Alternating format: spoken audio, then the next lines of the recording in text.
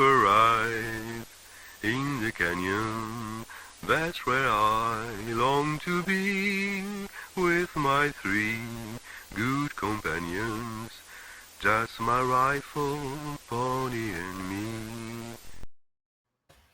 Microciné, bonjour ou bonsoir, ça va dépendre de l'heure, de la journée à laquelle vous allez découvrir cette nouvelle émission. 5e et dernier épisode de notre semaine Spielberg. Une semaine que nous avons passée avec la famille Fabelmans et d'autres personnes aussi qui ont vu le film et qui ont établi des connexions, des passerelles avec d'autres œuvres Spielbergiennes. Alors, il y avait déjà Vivien Lejeune qui nous a parlé de La Guerre des Mondes. Il y a Romain Dasnois qui nous a parlé de Rencontre du troisième type, puis Josué Morel avec qui on a parlé plutôt là pour le coup de l'intériorité même de The Fabelmans, mais aussi de comment ce film s'inscrit dans la filmo de Spielberg. Hier, c'était avec Cyril Roland, qui fait partie du ciné-club de Monsieur Bobine, et avec qui on a parlé de la liste de Schindler. Et aujourd'hui, c'est le dernier épisode, c'est avec le cinématographeur que vous connaissez très très bien, alors parce que sa chaîne, mais aussi parce qu'il était déjà venu chez Microciné pour nous parler de Joe Dante. D'ailleurs, vous pouvez trouver tout ça sur l'onglet moteur de recherche de Microciné, mais surtout, vous avez dans le descriptif de la vidéo le lien qui renvoie directement à sa chaîne, le cinématographeur. Et donc, il est là, il va nous parler de The Fabelmans et de ce petit cinéaste qui s'appelle Spielberg. Je crois que c'est un cinéaste qu'il aime plus ou moins, quelque chose comme ça. Comment tu vas? Ça va, merci. Et toi, Samir? Bah écoute, ça va, on renoue le dialogue, je suis content. Donc, on va pouvoir parler de ce Fabelmans qui dans la première partie. Et puis, dans la seconde partie, on parlera du film que toi, tu as choisi. On n'en parle pas tout de suite, mais et tu vas nous dire pourquoi ce film-là et pourquoi pas les autres. Bref, à ta sauce. Alors, première question, elle est extrêmement simple. The Fabelmans, pour toi, que représente-t-il ce film dans la filmo de Spielberg et toi dans ton histoire Spielbergienne, parce que tu es très sensible à son cinéma, qu'est-ce qu'il représente ce film? C'est étrangement, ça aurait pu être un film Chant du cygne, alors que ça l'est pas du tout. J'ai eu la chance en fait de voir le film au TIFF, au Festival de Toronto, en présence de Spielberg, donc en septembre. Et après, je l'ai revu quand il est sorti en novembre en Amérique du Nord. Donc je l'ai vu 3 fois en tout. Et en fait, je me suis beaucoup intéressé à Spielberg ces derniers temps. Et c'est un espèce de film somme, tout en étant un tout petit film intimiste en fait de famille, mais un truc dont il parle en fait dans son cinéma depuis le tout début. Vous l'avez vu en discutant un peu que ce soit de La Guerre des Mondes, qui est un peu plus récent, même si La Guerre des Mondes a quasiment 20 ans, ou de Rencontre du troisième type, qui a quasiment 50 ans. Mais il en parle depuis très très longtemps, mais il s'est jamais confronté de manière directe hors fiction. Et donc c'est cool en fait, en tant que cinéphile, en tant qu'analyste qui aimons décortiquer un peu tout ce qu'il y a dans son cinéma, pouvoir retrouver en fait dans ce film tout ce qu'on avait déjà vu avant et se faire dire oui, en fait, t'avais raison. Que ça soit voilà, tout son rapport au cinéma, son rapport à la lumière, son rapport au père, à la mère, à plein de trucs, son rapport à l'art en général qu'on voit avec ce qu'il raconte avec son oncle Boris, son rapport au cinéma, le cinéma qu'il a vu et qui refait lui-même dans ses films avec l'accident du train, donc sous le plus grand chapiteau du monde de Cécile B2000 de 1952, et qui va refaire dans son film jeune, et après qu'il va refaire dans ses autres films ensuite. Donc c'est une espèce de ça valide en fait tout ce qu'on avait imaginé de lui. Donc quand on a creusé un petit peu la filmo du bonhomme, en fait The Fabelman, c'est pas trop une surprise. C'est une surprise en fait dans les trucs qu'il va raconter qui seront pas vraiment la vérité. Parce que c'est pour ça que le film s'appelle The Fabelmans et pas de Spielberg. C'est parce que c'est pas exactement la vérité de ce qui s'est passé, c'est ce qui s'est passé dans sa famille tel que lui, il aurait aimé le savoir et le vivre. Parce que l'intrigue principale du film... Bon, on spoil, hein, on est d'accord T'es chez Microciné, tu peux spoiler, il n'y a pas de problème. D'ailleurs, je ne sais même pas ce que ça veut dire spoiler. Hein. Je ne sais pas ce que ça veut dire ce mot-là. Donc vas-y, fais-toi plaisir. Donc divulgation à mort. Donc de toute façon, en soi, c'est pas l'intrigue du film qui en fait la spécificité, mais c'est l'histoire, pas de la déconstruction d'une famille, mais presque d'un couple qui va divorcer avec ce gamin qui est au milieu. Et où est-ce que j'en étais? Oui, donc chez les Spielberg, en fait, Spielberg, vous avez déjà dû l'entendre 50 fois, notamment avec les gens qui sont passés avant moi et certainement Romain Dasnois. Mais Spielberg jeune, donc il a vécu le divorce de ses parents en pensant que c'est son père qui avait quitté le domicile familial, comme ce que fait Roy Neary dans Rencontre du troisième type, et qui était allé vivre sa vie. Or, c'est pas du tout ce qui s'est passé. Ce qui s'est passé, c'est que son père, donc Arnold, avait décidé de laisser sa mère vivre son histoire d'amour, vivre sa passion, et donc lui laisser la place donc en partant. Mais c'est quelque chose que Spielberg n'a pas su avant d'avoir 40, 50 ans, au moment où il a renoué le dialogue avec son père dans les années fin 80, début 90. Et là, dans The Fabelmans, en fait, il fait comme s'il l'avait compris. Donc, en fait, il remet un peu à sa place, plutôt que de vivre cette histoire comme une trahison de son père, il le vit comme ce qu'il aurait dû le ressentir, c'est-à-dire un espèce de lâcher prise et cet amour incroyable qu'avait donc Arnold Spielberg pour sa femme Léa Adler, donc qui une fois qu'elle a divorcé, elle s'est remariée donc avec l'oncle Benny du film, et donc est devenue Léa Adler. Il lui a laissé vivre sa passion, exactement comme à un moment il laisse vivre sa passion au jeune Spielberg, parce qu'il n'arrête pas au début du film de lui dire mais c'est juste un hobby, c'est pas une passion. Et en fait, au bout d'un moment, il se rend compte que il faut lâcher prise et il faut lui laisser vivre sa passion. Donc en fait, c'était cette espèce de truc parallèle où les deux se rendent compte l'un et l'autre, comme le jeune Spielberg, donc Sammy dans le film, laisse pas sa mère vivre sa passion avec son oncle Benny, comme son père le laisse pas vivre sa passion avec le cinéma, et au bout d'un moment, ils vont tous les deux lâcher prise, et c'est pour ça que ces deux histoires mises en parallèle, c'est vachement plus intéressant que ce qui s'est vraiment passé, où le jeune Spielberg n'était pas du tout au courant.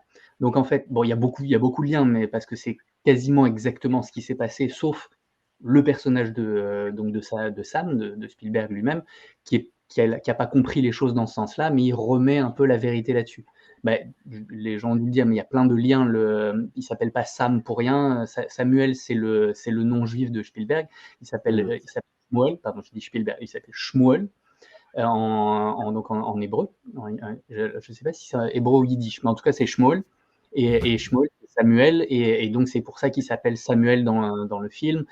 Sam, c'est aussi le deuxième nom le deuxième prénom de son premier fils, Max Spielberg, qu'il a eu donc avec Amy Irving dans les années 80. On va en reparler à propos du film que j'ai choisi tout à l'heure. Et donc il y a tout un truc comme ça où il va en fait remettre la vérité sur ce qui s'est passé, et essayer de redorer un peu le blason de son père, et essayer de comprendre ce qu'a fait sa mère en même temps, par rapport à ce qu'il a fait dans tout le début de sa filmographie, où il avait un peu cassé du sucre sur le dos de son père, tout simplement, jusqu'à la fin des années 80, où il ne connaissait pas l'histoire. Dans tous les films, dans E.T., c'est le père qui s'en va, et le gamin Elliot, qui est évidemment Spielberg, le vit très très mal, et donc grâce à l'existence d'E.T., il va revivre ce trauma de la séparation qui se passe à la fin, et pour enfin l'accepter. Dans Rencontre du troisième type, c'est Roy, c'est clairement son père qui part de la maison en laissant la femme et les trois mômes. Et en fait, Rencontre du troisième type, c'est plus ou moins une façon pour Spielberg de réinventer ce pourquoi son père est parti, de lui donner une justification qu'il connaissait pas à l'époque. Et il y a plein de films comme ça qui creusent ça. Et à partir du moment où il renoue avec son père, il va y avoir beaucoup plus de films qui vont creuser la réconciliation avec le père. Donc il y a Indiana Jones et la dernière croisade, il y a Arrête-moi si tu peux. Enfin, tous ces films-là, c'est très différent.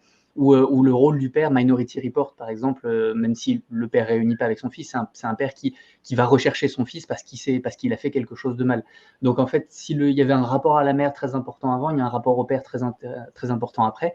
Et en fait, The Fabelmans, ça va être une manière pour Spielberg de réunir les deux, de réunir son cinéma, de faire en fait du film de divorce ultime une histoire de réconciliation entre son cinéma à lui, et à travers plein de choses. pas que son père et sa mère, mais son rapport aussi, lui, au cinéma.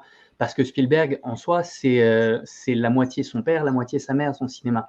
Son père, c'était donc Arnold Spielberg, c'était un ingénieur donc on le voit dans le film, qui a été embauché chez IBM très très tôt dans les années 50-60, fin 50, début 60, c'est très très tôt, et qui a travaillé énormément sur les premiers prototypes de miniaturisation d'ordinateurs, de cartes mères et tout ça. Et sans Arnold Spielberg, il est probable que l'informatique n'aurait pas la même gueule aujourd'hui que ce qu'elle a de nos jours. Donc il a vraiment été un des pionniers de l'informatique, et donc un vrai ingénieur, inventeur, hyper technique, alors que sa mère, de l'autre côté, était complètement dans l'émotion, dans l'art et tout. Et donc, c'est ce qu'elle dit à un moment, donc Michelle Williams, le personnage de la mère de Sam, elle lui dit, dans cette famille, c'est les scientifiques contre les artistes.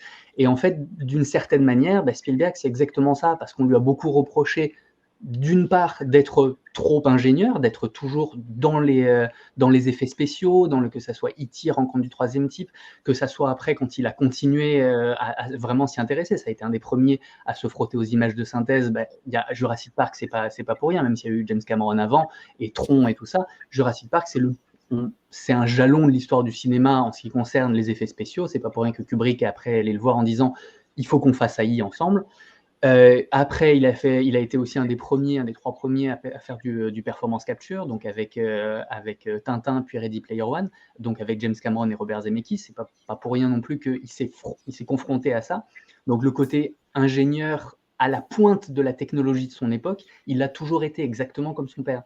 Et de l'autre côté, on lui a reproché, on lui a aussi reproché de l'autre côté un sentimentalisme à l'extrême dans ses films, qui est en fait complètement issu de sa mère, qu'on voit dans le film comme vraiment une artiste, le cliché de l'artiste complètement dans ses pensées, un peu pas, le mot est pas bipolaire, mais qui a des hauts et des bas, qui est dépressive à certains moments et qui est hyper exaltée à d'autres moments. Et donc en fait, ce film, c'est un peu la liaison des deux. Et en plus, on le voit dans le personnage de Spielberg au début du film, où il est dans le tout premier plan, c'est un plan séquence, donc quand ils arrivent au cinéma, et il est au milieu du plan, et à droite, il y a sa mère, à gauche, il y a son père, et en fait, on voit bien qu'il est tiré entre les deux. Il y a sa mère qui le tire d'un côté et son père qui le tire d'un côté. Son père pour lui expliquer ce que c'est que le cinéma. Le cinéma, c'est quoi? C'est un écran, parce que donc il a 4 ans, il a peur d'aller voir donc, sous le plus grand chapiteau du monde. Et il a peur d'y aller parce qu'on lui a dit que les gens sur l'écran, ils allaient être géants et ils allaient venir le chercher. Et en fait, son père lui explique, non, mais c'est rien, en fait, le cinéma, c'est plusieurs images qui sont mises par un projecteur et qui, grâce à la persistance rétinienne, donc il parle de persistance rétinienne, il emploie, le gamin, il a 4 ans, et il emploie il parle de rétine, il parle d'impression, il parle d'écran, de projecteur, de projection des images, de lentilles. Et le gamin, il le regarde, il comprend rien, il est tourné par sa mère à ce moment-là, qui lui dit, les films, c'est des rêves. Et en fait, c'est exactement ça, Spielberg, c'est d'un côté et de l'autre, ça a toujours été ça. Et en fait, c'est marrant que le film commence par cette projection, parce qu'en fait, entre le début et la fin de cette projection, il est devenu, il y avait rien avant, il était rien avant, parce qu'il savait pas s'exprimer, il savait rien faire, il savait pas qui il voulait être. Et à la fin de cette projection, il a su, même à 4 ans, que il s'était passé quelque chose, et effectivement, c'est suite à cette projection qu'il va devoir coucher le trauma donc l'accident de train qui se passe dans le film de Cécile B2000. Il va devoir le faire et le refaire et le refaire, et sa mère donc lui offre une caméra pour pouvoir l'enregistrer et pas défoncer le train que son père lui a offert pour Hanouka. Et en fait, c'est à ce moment-là qu'est née sa passion. Et donc, cette passion, on va le voir, Spielberg, entre le côté donc émotionnel de sa mère et le côté ingénieur de son père. Parce qu'on le voit hyper manuel, on le voit couper les trucs, couper ses bandes de vidéo, on le voit à un moment faire des effets spéciaux, donc en trouant la pellicule et pour faire des effets que la lumière du projecteur traverse la pellicule au moment où il y a des coups de feu dans son court-métrage. Je crois que c'est The Last Duel, son premier court-métrage qu'il a fait en 62. Et donc, et de l'autre côté, dans son deuxième court-métrage Escape to Nowhere, il va aller discuter avec un des comédiens et lui parler de ce que le personnage ressent à ce moment-là, parler d'émotions et en fait faire chialer cette espèce de grand gaillard qui est une espèce de montagne comparé à lui, qui avait l'air complètement débile et en fait qui, après quelques mots de Spielberg, se met à chialer en pensant à tous les cadavres que son personnage a entraînés à leur mort. Et donc c'est ça, c'est la réunion entre les deux, et il en parle dans ce film. Pardon, je suis parti dans un long tunnel, mais voilà, pour moi, c'est vraiment The Fabelman, c'est une manière pour Spielberg de tout réconcilier et de réconcilier ses parents ensemble, comme il a réussi d'ailleurs. Il a passé sa vie entière à essayer de réconcilier ses parents et parce que comme il ne comprenait pas, il les invitait à des avant-premières pour qu'ils soient assis l'un à côté de l'autre pour les remettre ensemble. Et au bout d'un moment, quand il a compris ce qui se passait, il a arrêté. Mais quand donc l'oncle Benny, je ne connais pas le nom de cette vraie personne, donc le deuxième mari de sa mère Léa est mort. Son père et sa mère se sont remis ensemble. Donc leurs 10 dernières années, ils les ont vécues l'un avec l'autre parce qu'ils étaient. Une fois qu'elle a perdu sa passion avec donc l'oncle Benny, ben, son autre passion, c'était son père, cet homme Arnold, qui l'aimait éperdument. Et donc ils sont morts tous les deux. Son père est mort en 2021, vu que sa mère est morte un peu plus tôt, je crois en 2017-2018. Et son père, il est mort en 2021 parce qu'il a pu aller sur le plateau de West Side Story. West Side Story, c'est un des films préférés du père de Spielberg. Et il l'a emmené sur le plateau en disant « Regarde, papa, je le fais ». C'est vraiment, ça fait partie des films qu'il a fait politiquement d'un côté, mais aussi pour son père. Et il est mort avant que le film puisse n'apparaisse sur les écrans. Et donc, en fait, il nous a un peu expliqué justement à l'avant-première à Toronto, il nous a dit c'est une manière aussi, comme moi je le faisais, de coucher mon trauma sur pellicule, de refaire cet accident de train, de remettre une dernière fois mes parents sur pellicule pour pouvoir passer à autre chose et faire make amends, je sais pas, faire une espèce d'abnégation pour dire voilà, ça s'est pas passé comme je l'ai expliqué dans mes films et il faut que je rétablisse la vérité sur ce qui s'est passé. Et c'est un film qui parle de ses parents, de son rapport à l'art, de plein de choses, de rapport de tout le monde à l'art en fait. C'est quelque chose où il faut aller se jeter la tête la première dedans, prendre des risques, essayer et même si on va te dire qu'il y a des trucs qui marchent pas, que ça fonctionne pas, qu'à un moment il parle de tout son cinéma, que même si le requin des Dents de la Mer il fonctionne pas, ben on va quand même essayer de trouver des trucs, on va essayer de manipuler les choses pour pouvoir vivre de sa passion. Et c'est pas parce qu'à un moment il y a ton père qui va te dire c'est juste un hobby qu'il faut arrêter. Et c'est vraiment un truc pour l'art, par l'art, à travers l'art. Et moi, c'est ça à travers ce tout petit film, en fait, il parle vraiment d'un rapport universel qu'on peut avoir à l'art et au pouvoir des images. Quelque chose qui, une fois qu'on les a faites en tant que cinéaste, quittent nos mains et deviennent autre chose dans l'esprit des gens. Et ça donne donc une des scènes de fin où il y a les deux bullies là, du lycée, les deux qui le frappaient dans les couloirs, qui commencent à se frapper en fait l'un l'autre à cause des images que lui a faites et en fait il découvre le pouvoir des images que lui fait. Donc en fait c'est vraiment une espèce de somme de tout ce qu'est le pouvoir du cinéma et à quel point ça peut parler en même temps de nous, lui du cinéaste et en même temps de tout le monde et de la nécessité de l'art, surtout à un moment où on a voilà, des ordinateurs qui se mettent à faire de l'art et en fait il y a ce rapport très ambivalent entre qu'est-ce qui est joli et qu'est-ce qui va transcender tout ça, qu'est-ce qui va parler, qu'est-ce qui va toucher ses cordes sensibles.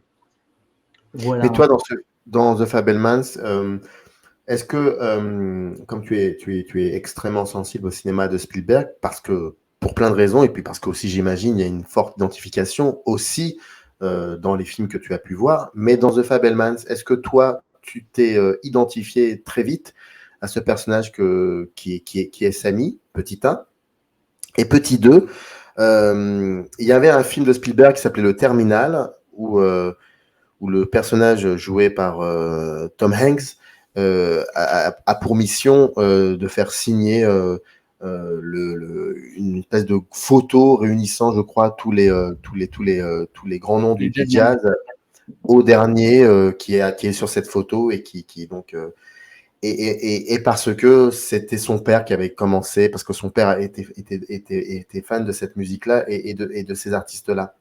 Et je trouve que dans Le Terminal, qui est un film assez intéressant, il y a une idée comme ça d'image marquante que le fils rend à son père. Et dans The Fabelmans, ce qui est assez passionnant, c'est que j'ai l'impression que c'est une série d'images marquantes, en fait.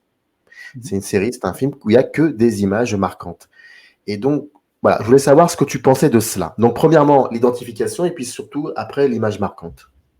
Bah, l'identification, comme j'ai beaucoup étudié Spielberg, j'ai projeté tout ce que je pensais savoir de lui, et essayer de le. C'est pour ça que mon premier visionnage était très particulier, parce que j'essayais de confronter ce que je savais à ce qui était en train de se dérouler, un peu comme si j'avais déjà lu le bouquin, en fait, comme si j'étais allé voir le premier Harry Potter en ayant déjà lu le bouquin.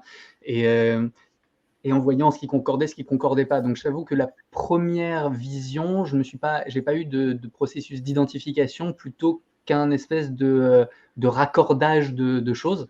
Et la deuxième fois que je l'ai vu, je me suis fait complètement prendre, en fait, une fois que j'ai eu fini ça et que je savais, voilà, j'ai compris ce qu'il voulait nous dire autrement, je me suis juste mis sur le film, et j'ai trouvé ça vraiment beaucoup plus émouvant que la première fois. Donc, je ne sais pas si on peut parler d'identification, même si j'avoue que moi qui ai toujours rêvé d'être cinéaste, et évidemment ça me parle, et ça fait un petit coup nostalgique en disant, bah, voilà, la carrière, ça peut se commencer tôt, et bah, pour moi, ça n'a pas marché.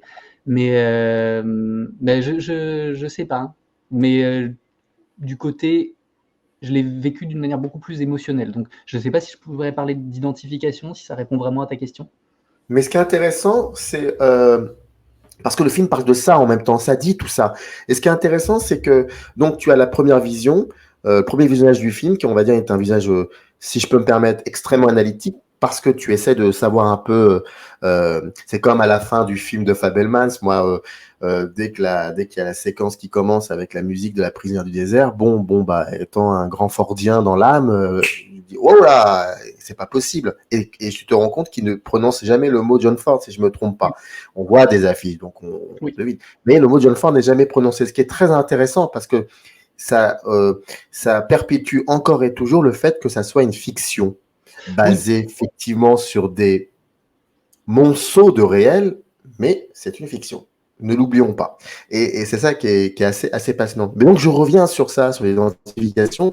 Après, on pourrait peut-être utiliser un autre mot, mais en fait, si ce que j'ai envie de savoir, avant qu'on commence à parler du film que tu as choisi et qui dialogue avec The Fabelmans, toi, là-dedans, toi, c'est ça qui m'intéresse de savoir, parce que le Fabelmans parle de ça aussi. C'est un film qui est extrêmement dans la subjectivité, ça va même très loin, c'est passionnant. Ça va même jusqu'à nous montrer ce qu'il faut filmer, comment il faut filmer. Et d'ailleurs, ce qui est très drôle, c'est après, quand tu regardes d'autres films de Spielberg, tu t'aperçois qu'il y avait beaucoup de similitudes fordiennes, on va dire ça comme ça. Dans La Guerre des Mondes, par exemple, à la fin de La Guerre des Mondes. Le dernier plan, quand il ramène la gamine, oui, mais il n'y a pas que ça. Mais pas que ça. Les premiers plans de Poltergeist, c'est La Guerre des Mondes. Enfin, il y a plein. Non, mais ce que je veux dire par là, c'est que c'est même que quand tu vois Tom Cruise, il est filmé d'une manière, il est filmé il est en haut du plan, donc et c'est l'horizon. Donc voilà, ça reprend, c'est ça aussi, c'est même dans des choses qui sont discrètes, là où je reviens. Mais ce qui m'intéresserait, c'est toi, comment tu te positionnes par rapport à ce film, en l'occurrence. Bah, je t'ai dit, j'ai eu les deux premiers visionnages qui étaient clairement complètement antithétiques, donc ma position, elle est particulière. Moi, c'est un film qui m'a beaucoup touché, qui pour moi est important parce que voilà, j'ai beaucoup étudié Spielberg, et ça. Mais après, justement, c'est ce que je me disais, c'est comment d'autres personnes qui le connaissent pas pourraient le prendre. Et c'est pour ça que je suis en fait, là, j'ai pas trop accès à des amis cinéphiles avec qui discuter ici, parce que je suis un peu isolé. Mais justement, c'est ce qui me manque un petit peu, de savoir comment le kidam, la personne lambda, va prendre ce film sans savoir, pas forcément sans jamais avoir vu un film de Spielberg, mais sans forcément savoir soit que c'est un Spielberg, soit qu'il parle qui parle de lui, en fait.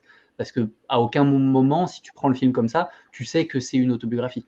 C'est dit, c'est jamais dit. Et ça, justement, c'est ce que tu parlais, c'est ce que tu disais, la question de l'identification, c'est un gros point d'interrogation pour moi, parce que moi, je l'ai pris vraiment en tant que connaisseur de Spielberg. Et je saurais pas te dire comment je l'aurais pris sinon. Eh bien, moi qui suis pas sensible au cinéma de Spielberg des années 70 jusqu'à la fin des années 90, qui ne connaît pas du tout la biographie de Spielberg, je te le dis franchement, je savais juste qu'effectivement, il y avait un problème avec la figure paternelle parce que les films me disaient, parce que quand tu vois 4 films qui parlent de ça, tu dis, bon, Oui, il y a à un un moment, truc. À un moment. Mais ça m'a jamais donné vraiment envie d'aller même lire une biographie ou quoi que ce soit. Bon, donc quand je regarde The Fabelmans, je suis un peu dans cette idée-là, quoi. Et ça fonctionne. Ça d'accord. fonctionne. Ouais. Le truc, c'est qu'en fait, ce que tu dis, c'est marrant, t'as jamais envie de lire une biographie, mais en soi, je trouve ça normal, en fait, parce que si tu regardes ces films, en fait, tu comprends un peu là où il en est au fur et à mesure de sa vie et tu le vois évoluer. Tandis qu'une biographie, c'est une espèce de truc fixe, il s'est passé ça, il s'est passé ça, mais t'as pas l'état d'esprit qui évolue au fur et à mesure et tu le vois vraiment au fur et à mesure de la filmographie changer assez radicalement. Et tiens, il y avait un truc justement que j'avais pas dit ce qui nous avait redit et qu'il avait dit dans une interview, c'était tout mon cinéma en fait prend racine dans mon enfance. Et tu as ce que tu fais là, mettre en rapport avec différents films, c'est exactement ça parce que euh, dans The Fabelmans, il va y avoir plein de rapports avec d'autres films de Spielberg. Vous avez commencé à le voir, mais il y en a vraiment 50. Et en fait, le truc, c'est qu'il ne faut pas essayer de comprendre. Ah ben tiens, ça c'est quand il y a les vélos, c'est pas une référence à E.T. C'est juste que comme il a vécu ça dans son enfance, il l'a répercuté après dans ses autres films. Plutôt que d'essayer de trouver les références dans E.T., c'est trouver dans le reste de son cinéma des références à The Fabelmans, faire un espèce d'inverse. Et c'est plutôt comme ça en fait qu'il faut le voir. La transition elle est toute, elle est là, quoi, la transition. Donc, quel est ce film auquel tu penses et, enfin, comment je pourrais dire ça le film auquel tu as pensé, tu l'as trouvé dans The Fabelmans, on va dire ça comme ça. Ce serait lequel? Alors, quand tu m'as posé la question il y en a immédiatement un qui m'est venu en tête, et c'est celui que je t'ai proposé. Et bizarrement, c'est un des films les moins personnels de Spielberg, c'est Indiana Jones et la dernière croisade. Parce que c'est pas un film dont il est à l'origine, c'est un film qu'il voulait pas faire. C'est un film qu'il avait promis à George Lucas, parce qu'il avait promis à Lucas que si Indiana Jones 1 marcherait, il ferait une trilogie. C'était pas du tout une question à l'époque de faire un quatrième. Et en fait, Lucas lui a un peu dit bon, maintenant on fait la trilogie. Alors que à cette époque-là, Spielberg, il était, quand tu regardes un peu sa filmographie, donc La Dernière Croisade, c'est 1989. Et les films qu'il a fait juste avant, c'est Empire du Soleil, La Couleur Pourpre et Always. Donc des films qui sont en radicale opposition avec ce qu'il avait fait avant, où tu vois Indiana Jones, Les Dents de la Mer, Rencontre du troisième type, E.T., des films clairement fantastiques ou d'action très très grand public. Et là, on sent que à partir de E.T., donc 82, il cherche à aller ailleurs. Il y est ramené par George Lucas avec le Temple Maudit, mais il cherche à aller ailleurs, il cherche à grandir, parce que c'est ce que les critiques n'arrêtent pas de lui dire, surtout à la sortie d'E.T., c'est que à un moment, il va falloir grandir, c'est bien de faire des films de mômes, mais à un moment, il faut grandir.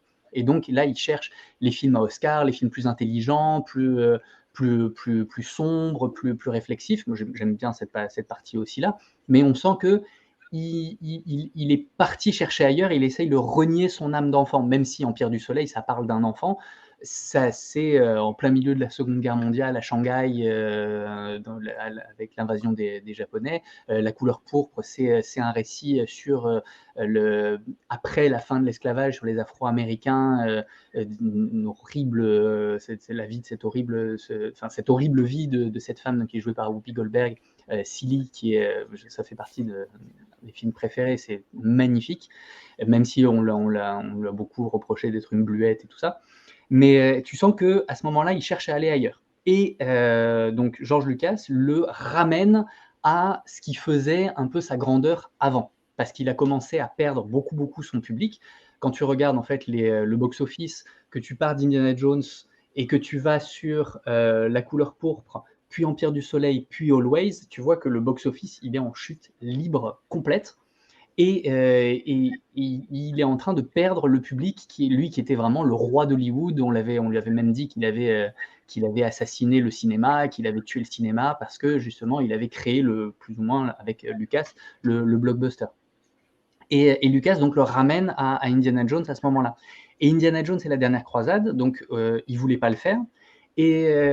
Et il a dit surtout que cette quête du Graal, pour lui, c'était un peu la même chose que le premier Indiana Jones, et on remplaçait l'arche perdue par le Graal.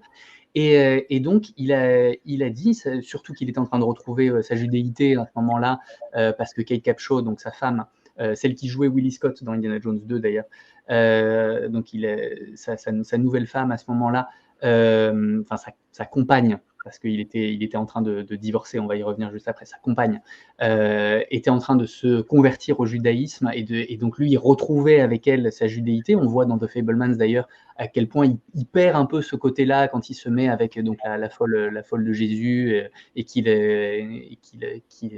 prend Jésus dans son corps quand elle lui fait une espèce de séance christique. Et donc à ce moment-là, en 89, il est en train de redécouvrir sa judéité, et le fait de faire un truc sur le Graal, ça l'intéresse pas du tout. Et donc il dit à Lucas, d'accord, mais on va rajouter un pan de l'histoire qui sera le père d'Indiana Jones.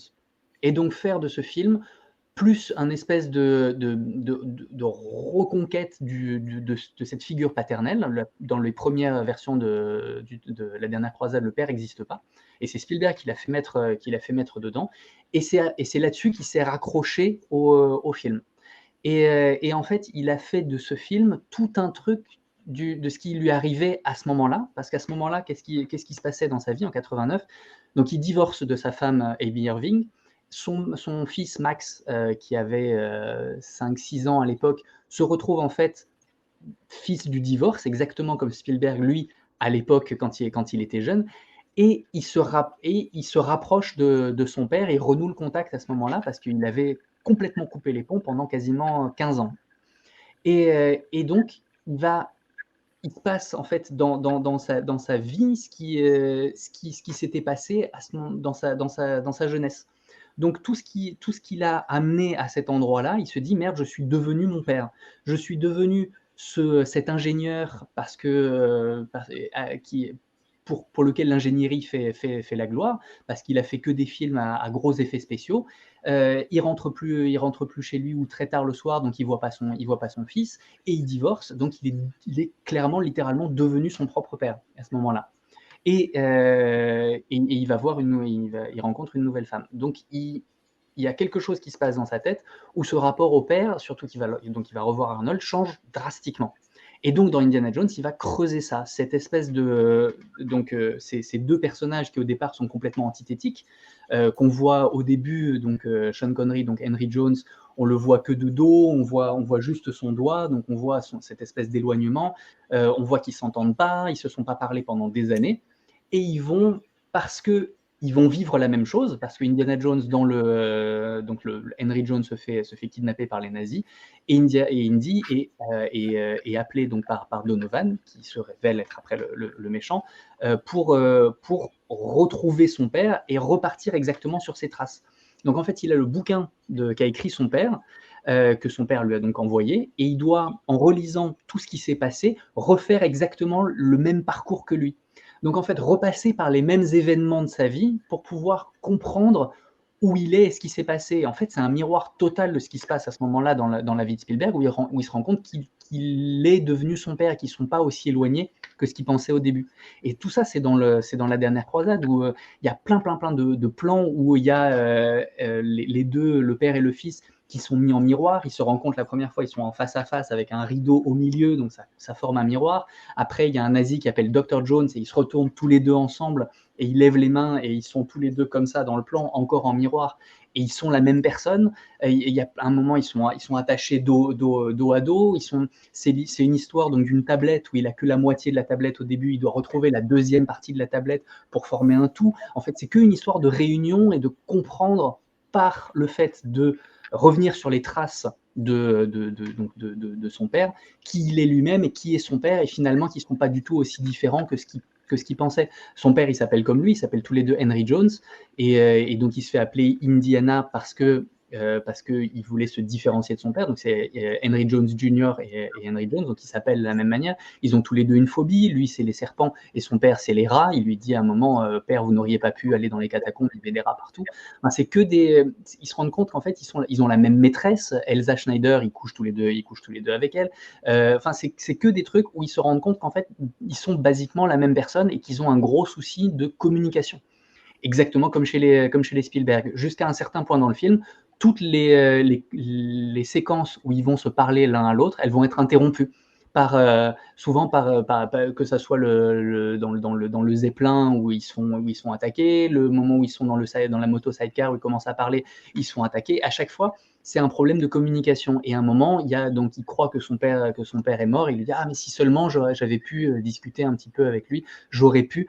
Et c'est vraiment exactement le miroir de ce qui s'est passé chez les Spielberg jusqu'à ce moment-là, et l'état d'esprit de Spielberg. C'est pour ça que je trouve le film assez fascinant dans ce que Spielberg a, dans ce à quoi il s'est raccroché, parce qu'il y a c'est le producteur du film qui dit que c'est Jeffrey Baum, je crois, qui dit que Spielberg a passé beaucoup plus de temps sur les scènes père et fils qu'il a passé sur le reste du film, qui l'intéressait beaucoup moins. C'est pour ça qu'on voit que ça fait partie des films où les effets spéciaux sont un peu ratés, notamment parce que ILM voulait continuer à faire des incrustations et des trucs, alors que chez James Cameron, ils étaient déjà passés aux images de synthèse. Donc on sent qu'il y a des petits soucis là, et on sent que Spielberg s'est beaucoup plus intéressé à la relation père-fils qu'au reste du film à effets spéciaux qu'il était en train de faire. Et c'est pour ça que le film est passionnant. Et le deuxième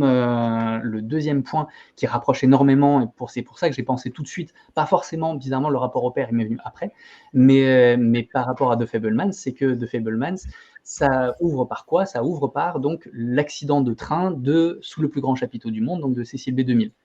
Et par quoi ouvre le Indiana Jones et la dernière croisade?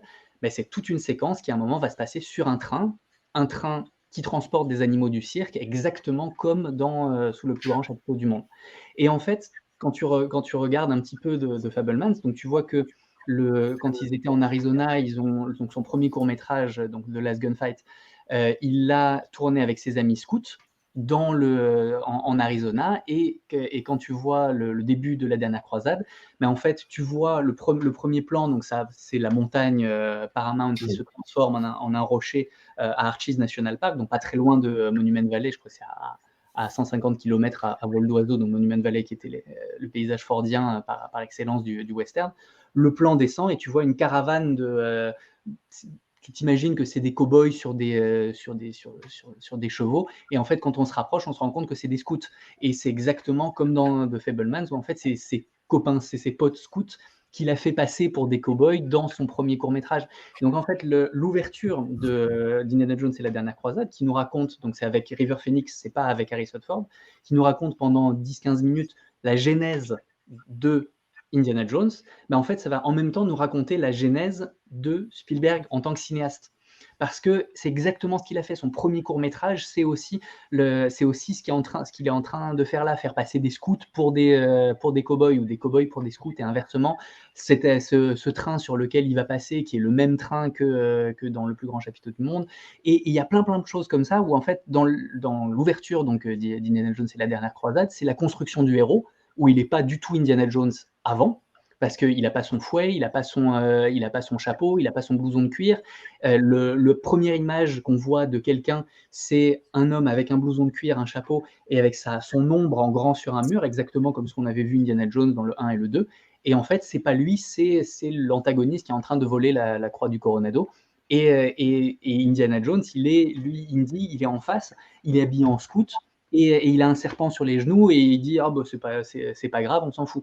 Donc il a même pas peur des serpents à ce moment-là et il va construire son personnage dans cette séquence d'ouverture, exactement comme Spielberg a construit qui il était avec cet accident de train et ses premiers courts-métrages. Donc en fait, dans la genèse d'Indiana Jones, on a la genèse de Spielberg. Moi, je trouve ça assez fantastique à mettre justement en parallèle ces 2 ouvertures de films. Et est-ce qu'il y a des similitudes même dans la mise en scène entre la mise en scène de ce film-là, Indiana Jones, dans la croisade, et The Fabelmans? Est-ce que tu y as retrouvé aussi des similitudes?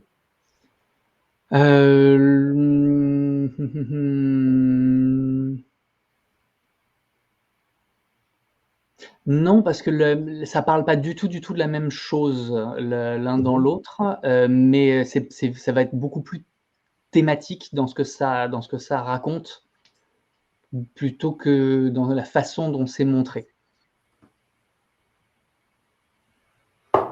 D'accord. Et est-ce que la partie qui représente les 15 premières minutes d'Indiana Jones et la dernière croisade, est-ce que c'était quelque chose qui a été apporté par Spielberg, comme l'idée de créer une figure paternelle? Je pense que ça a été réagencé Ouais.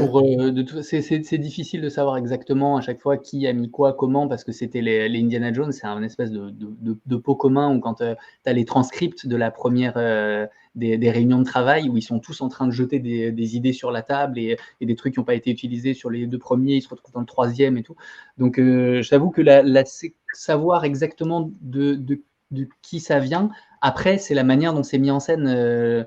Que ça soit des scouts, qui soient à cheval, qui soient comme ça, le train du cirque, tout ça, je pense que ça vient vraiment de Spielberg parce que c'est en plus. Mais après, tu as une vraie réflexion sur aussi la manière dont chronologiquement il va refaire aussi toute la trilogie où il tombe dans le truc des reptiles et c'est là qu'il acquiert sa peur des serpents et c'est ce qui se passe dans le premier opus. Après, il tombe dans la cage du lion et c'est là qu'il a son fouet et ça renvoie à ce que donc Willie Scott disait dans le 2 et quand il sortait son fouet et il disait mais vous êtes quoi un dresseur de lions et en fait c'est exactement ce qui se passe dans le 3 et donc tu as plein de références comme ça visuelles et qui sont pas forcément écrites dans le scénario, ne serait-ce que quand il tape le fouet, il récupère sa cicatrice, la cicatrice d'Harrison Ford qu'il a eu dans un grave accident de voiture où il a failli mourir et donc tu as une construction visuelle euh, et même musicale du personnage. John Williams, il a beaucoup travaillé comme ça sur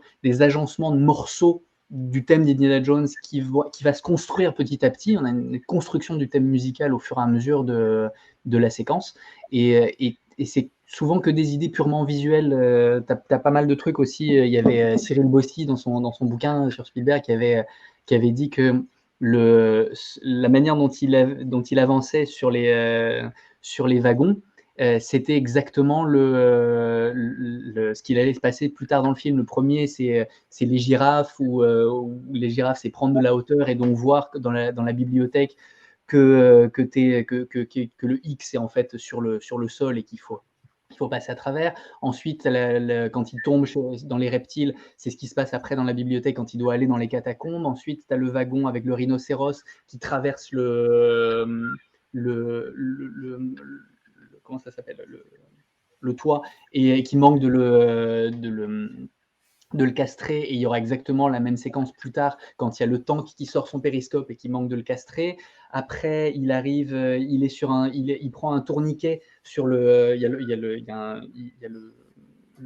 le train qui arrive, il prend un tourniquet, le tourniquet tourne comme ça et ça arrivera exactement pareil après dans la cheminée où les deux chaises tournent et tout ça c'est des trucs purement visuels qui sont pas forcément écrits dans le scénario et que Spielberg a rajouté pour à, comme ce que je disais, déconstruire en fait ce que sera son personnage plus tard, que tout soit compris en fait, compressé dans cette ouverture. Et ça, c'est purement de la mise en scène. Dernière question. Là, pour le coup, ça va être plus de la supputation, on va dire ça comme ça, parce que et ça m'intéresserait. Ça fait partie de l'économie. West Side Story n'a pas été un grand succès public. Par contre, un succès critique terrible.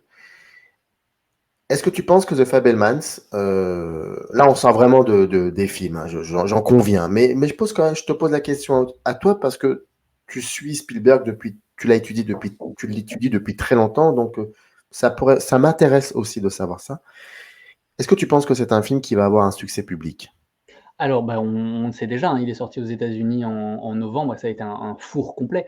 Après la question mais c'est pour ça que c'est intéressant. Alors, West Side Story a été un four aussi parce que Disney, qui est donc avait racheté la Fox, l'a vraiment envoyé à l'abattoir. C'était une manière de dire ces auteurs-là, c'était Guillermo del Toro et Spielberg qui se sont fait vraiment envoyer à l'abattoir par Disney en disant ces espèces d'auteurs qui veulent pas trop entendre parler des producteurs et qui font leurs films dans leur coin. On va les saper complètement, ce qui fait que quand il y a Guillermo del Toro qui est passé au Christine Cinema Club et il avait dit moi j'ai demandé une chose à la Fox, c'est que pour Nightmare Alley, surtout, ça sorte pas le même week-end que Spider-Man No Way Home, et surtout de le sortir le plus vite possible pour pouvoir éviter la deuxième vague du Covid. Qu'est-ce qu'ils ont fait? Ils l'ont fichu la deuxième vague du Covid et le week-end de Spider-Man No Way Home. Donc en fait, ils ont vraiment envoyé ces films-là à l'abattoir, que ça soit Nightmare Alley ou West Side Story, pour donc ça, le fait que West Side Story ait pas été un succès, c'est partiellement dû, un peu comme ce que Disney avait fait avec John Carter, qui l'ont vraiment envoyé à l'abattoir. Et là, par contre, de Fabelman, ça fait partie, le fait que ça soit un four. Tous les films en ce moment sont un four. Après, c'est un film difficile à marketer. Je pense que c'est une autobiographie d'un cinéaste. C'est un peu l'année hein, entre Licorice Pizza, Armageddon Time, de Fabelman, c'est tout ça. C'est l'année des films autobiographiques. Et je pense que c'est très difficile à marketer. C'est pas un film qui va par son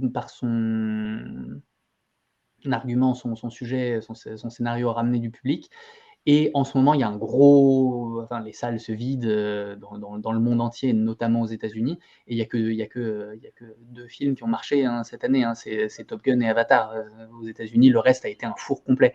Après, quand tu vois que Babylone a fait genre 18 000 $ ou enfin, un truc vraiment ridicule, 180 000 $ aux États-Unis, et qu'en France, il a fait 1 million d'entrées en une semaine et demie, 2 semaines, tu peux te dire que la réception va pas du tout être la même. Et donc peut-être qu'en Europe, The Fabelmans va marcher, alors qu'il n'avait pas du tout marché aux États-Unis. Et un autre truc qui est intéressant sur The Fabelmans, c'est que contrairement à Disney qui a envoyé West Side Story à l'abattoir, de Universal, donc en plus c'est intéressant que ce soit avec Universal parce que Universal c'est là où Spielberg a commencé, c'est là avec Sid Sheinberg, c'est Sid Sheinberg donc à Universal qu'il avait pris sous son aile et il a fait ses premiers films, donc il a commencé à la télévision à Universal là-bas, il a fait le pilote de Colombo, il a fait Duel pour Universal Télévision, il a fait enfin tous ses premiers films c'est la Universal, c'est juste le Rencontre du troisième type qui est par la Columbia mais c'était la fin de son contrat, il est revenu à Universal après pour E.T. Et là, il refait de Fabelmans avec Universal. Et tu sens que Universal, ça fait partie des boîtes qui y croient. Et justement, le président d'Universal a dit on ne va pas envoyer ce film à l'abattoir. Il n'a pas fonctionné en salle. Donc, on va l'envoyer directement sur nos plateformes de streaming. Et pour lui donner une nouvelle vie, parce qu'il avait, au bout de 3 semaines, il n'y avait plus aucune entrée en salle. C'est pas parce qu'il avait un manque de copies, hein, c'est juste les gens qui ne sont pas allés le voir. Sauf que le directeur d'Universal a dit c'est un film que faut que les gens voient, donc ils l'ont lancé sur leur plateforme de streaming pour pouvoir de SVOD pour que le film soit vu. Et donc ça c'est cool parce que ça fait partie des trucs où tu te dis le rapport au cinéma a changé un petit peu, mais il y a certaines personnes qui croient encore dans certaines catégories de films. Et Spielberg lui-même disait que Pentagon Papers, par exemple, il aurait dû le lancer sur une plateforme de streaming. Il n'aurait pas dû le lancer au cinéma parce qu'il y a certains films où on sent que la dynamique des gens a changé et qu'il y a des films qu'on préfère voir chez soi et des films qu'on préfère aller voir au cinéma. Et là, pour le coup, je trouve ça très intéressant ce qu'a fait Universal là-dessus, c'est donner une première vie et voir en fonction de ce que ça donnait. Et 3 semaines après, c'est très rapide. Hein, ils l'ont lancé sur les plateformes de streaming où ça a plus ou moins fonctionné. Donc ça a été beaucoup plus vu qu'au cinéma en tout cas. Donc après, à voir en France si ça va faire déplacer des gens, j'en ai aucune idée. Babylone a réussi à faire déplacer des gens. Mais tu sais ce que ça a créé aussi? Ça a créé aussi la possibilité de le télécharger illégalement, le film. Alors oui, mais ça l'a. Enfin, est-ce que ça va pas avoir, pardonne-moi de te couper la parole, est-ce que ça n'aura pas des répercussions sur quand le film sortira en France, par exemple le 22 février, est-ce que ça n'aura pas des répercussions? Parce que j'ai l'impression que beaucoup de gens auront vu le film. Bah, sauf que après, la question du téléchargement, elle est pour tout le monde. Quand un film sort sur une plateforme de streaming, bah, Glass Onion, par exemple, ça a été un carton sur Netflix, alors que tu pouvais le télécharger. Alors que tu pouvais le télécharger, exactement. Donc, Effectivement. en soi, il y a plein de films ça fait c'est le Mais piratage, après, c'est différent, parce que le c'est pas film, récent et en France, pendant un temps, on a eu les films après, où il y a eu une époque, quand j'étais gamin, on téléchargeait les films avant qu'ils sortent en France et on les découvrait avant qu'ils sortent en France. non, non, Avant mais qu'ils sortent au cinéma les voir. là, je critique, je ne Oui, oui, critique non, pas le oui, bien téléchargement, c'est pas sûr, ça dont je parle, mais c'est que là, c'est différent parce que Glass Onion, si je me trompe pas, il est sorti à la base pour sur une plateforme, il n'est pas sorti dans une salle de cinéma. non, Bah, mais c'est par rapport, voilà, c'est par rapport internet. par rapport à ça. Là, effectivement, c'est sûr qu'il y a des gens qui l'auront vu, les cinéphiles. Je pense il y en a peu. Je connais dans mes potes, il y en a un seul, je crois, qui attend la salle. Mais pour le coup, ils iront le voir en salle. Après, je sais pas, tout le monde télécharge pas, heureusement. Mmh.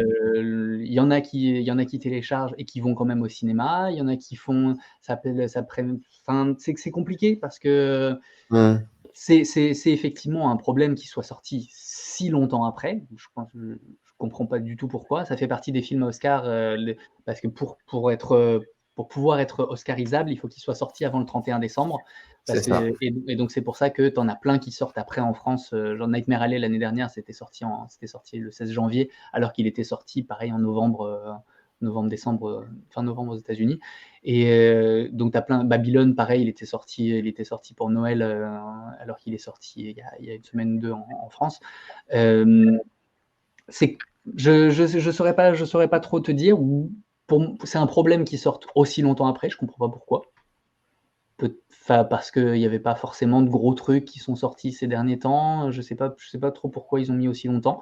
Mais oui, c'est sûr qu'il y a des gens qui l'auront vu. Je sais pas trop si ça va modifier énormément les chiffres. Il faudra voir avec les chiffres. Je peux pas trop dire. Je suis pas spécialiste là-dessus. Écoute, normalement, le 24, on en saura davantage, là, parce que bon, on va le dire, là, on est quoi? On est le 14 février, on enregistre le 14. Donc, on verra dans 10 jours Joyeux comment. Saint-Valentin. Que tu passes avec moi au lieu de la passer avec ta femme. C'est exactement. Là, je garderai ça au montage. Bon, écoute, en tout cas, c'était un plaisir de t'écouter parler et du film, mais aussi de ce qu'il peut créer comme connexion, à savoir Indiana Jones et le Temple et la dernière croisade, pardon, dernière croisade, le troisième film. C'est un plaisir. Je répète, pour ceux qui auraient le truc de ne pas connaître le cinématographeur, vous avez toutes les informations dans le descriptif de cette vidéo. Voilà, tout est là. Merci à toi, cher cinématographeur, en tout cas d'avoir accepté. C'était un plaisir. Et puis, la porte est toujours ouverte. Hein. Tu reviens quand tu veux. Voilà. Avec plaisir. Générique.